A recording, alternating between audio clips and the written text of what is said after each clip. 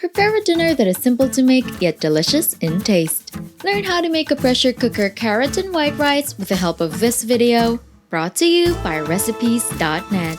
Into the pressure cooker, add the white rice, carrots, chicken stock, white wine, and unsalted butter.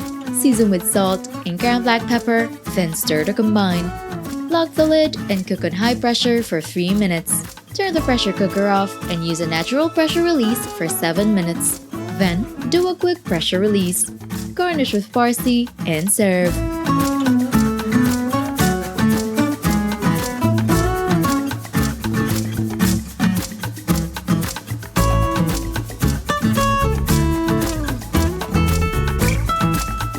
Don't forget to hit like, subscribe, and turn on that notification bell to catch more easy and tasty dishes to try at home.